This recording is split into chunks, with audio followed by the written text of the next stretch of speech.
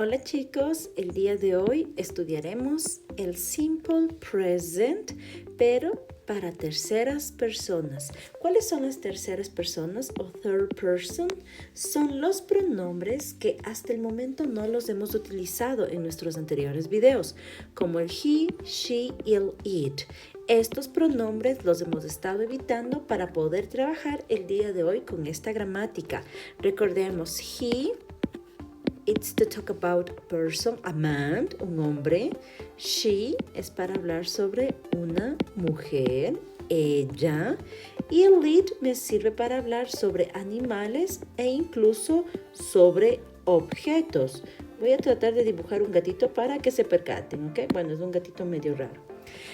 Entonces para hombre, mujer, animales, objetos o incluso ideas, sentimientos, ¿ok? Entonces recordemos la pronunciación he, she, it. En español sería él, ella, eso o esto. Una vez que memorizamos bien el significado de cada una de ellas, podemos regresar a procesar la información dentro de oraciones. En los videos anteriores trabajábamos con los pronombres como son el I, you, we y they, que no son terceras personas, son otros pronombres que los utilizábamos de igual manera para crear oraciones, como por ejemplo, y I, you, we, they, cualquiera puedo utilizarlo con el verbo, por ejemplo, work. Y puedo decir I work on Sunday. Yo trabajo el domingo. También puedo decir lo mismo con el you. You work on Sunday, o we work on Sunday, o they work on Sunday. Lo que quiere decir, yo trabajo el domingo, tú trabajas el domingo, nosotros trabajamos el domingo o ellos trabajan el domingo. Con cualquiera de estos, miren, la creación del verbo es súper sencilla. Uno solamente pone el verbo y no tenemos que hacerle ningún cambio a nuestra oración. Ahora, con la nueva gramática del día de hoy, nos despedimos del I, you, we, they, les decimos goodbye. Y ahora solamente vamos a trabajar con he, con she y con it. ¿Estará bien decir he work on Sunday, she work on Sunday o it work on Sunday? No, hay un error gramatical aquí. Y para esta gramática nosotros debemos recordar que hay ciertas reglas que cumplir. Para que esta oración esté bien con cualquiera de estos pronombres, ahora debo utilizar algo extra en el verbo. La mayoría hemos escuchado esta regla, ¿no? La regla de ponerle la letrita S a un verbo. Esta regla solamente aplica si estoy trabajando con estos tres pronombres. Puede ser el he, puede ser el she o puede ser el it. No importa con cuál esté trabajando. Al final de cuentas, yo tengo que reconocer que si estoy trabajando con cualquiera de estos pronombres, mi verbo va a tener que ser transformado. O en este caso, añadiremos una letrita al final del verbo. Ahora, en este caso tenemos que estudiar cómo se añade esta letrita S, porque puedo añadir a cualquier palabra, le puedo poner la letrita S y ya está. No. Por ejemplo, si cambio el verbo aquí por el verbo study, no puedo hacer esto. Esto es un error. Por lo tanto, hay reglas que debo seguir y reglas que debo respetar. En este caso, la forma correcta sería, miren, studies. He studies on Sunday. She studies on Sunday. It studies on Sunday. Entonces el verbo no siempre lleva solamente una letrita S, lleva otras más y para eso tenemos que estudiar. ¿Qué vamos a estudiar? La regla de las terceras personas. Y aquí tenemos una tablita súper sencilla que nos va a ayudar a recordar. Recuerden, esta regla que vamos a estudiar, que son tres, regla número 1, regla número 2 y regla número 3, solamente se aplica cuando voy a hacer oraciones que tengan he, she o el it.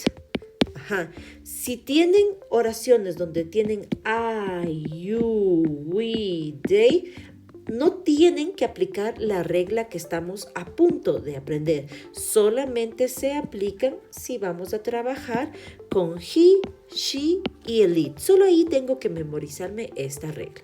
Ahora, hay verbos como por ejemplo el verbo cry, al cual cuando yo le transforme en tercera persona se va a transformar de esta manera. Cries. Ahora, ¿cómo identifico si este verbo, cómo identifico cómo aplicar la regla a este verbo? La regla dice, si tienes un verbo que termina en una consonante y después le sigue una y, yo voy a aplicar esta regla. Y lo hacemos de la siguiente manera. Usted mira el verbo, muy bien, estoy mirando el verbo, lo analizo y lo primero que tengo que hacer es identificar. ¿Este verbo termina en y? Como me dice la regla, sí, aquí está la letra Y. Perfecto, acabo de cumplir el primer paso, identificar si tiene una Y. Ahora, segundo paso, este verbo que voy a utilizar, ¿tiene una consonante antes de la Y? La R es una consonante. Acabo de cumplir los dos pasos, verificado. Termina en Y antes de la Y tiene una consonante. Si estos dos pasos se cumplen con cualquier verbo, yo le voy a decir adiós a la letra Y y le digo hola a la letra I. Ajá, una vez que coloque la letra I después de eliminar la Y, voy a añadir ES. Ahora sí, ya está mi verbo diseñado correctamente para ser usado. Este verbo ya puede ser usado con cualquiera de estos pronombres, con he, con she o con it. Puedo decir una oración, recordemos el significado, cry significa llorar. Ajá. Entonces puedo decir una oración en la que exprese que él llora en la noche. Ella llora por su perrito. Ajá. Para eso me sirven estos verbos transformados. Ahora analicemos este. El verbo play. Analicemos si funciona dentro de esta regla.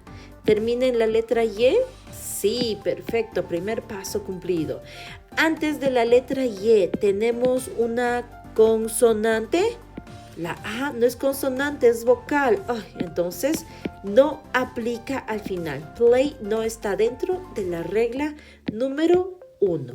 Vamos con la regla número 2. La regla número 2 es igualmente muy sencilla. La regla número 2 me dice si tienes verbos terminados en la letra O, SH, CH, X o SS, no le vas a poner IES o tampoco le vas a poner la S. Si tienes estos verbos que terminan en estas letritas como la O, SH, CH, X o SS, le vas a añadir ES. Por ejemplo, verbos que terminan en O como go. Verbos que terminan en SH, el verbo wash. Verbos que terminan en CH como el verbo watch. En X, el verbo fix.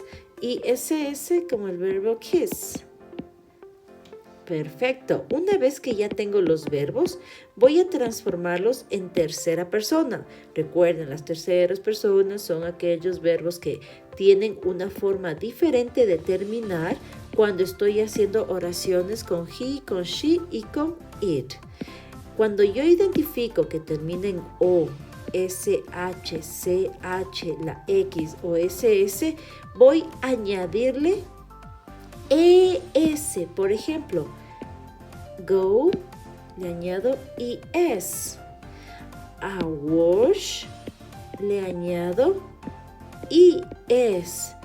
Al verbo watch, le añado ES.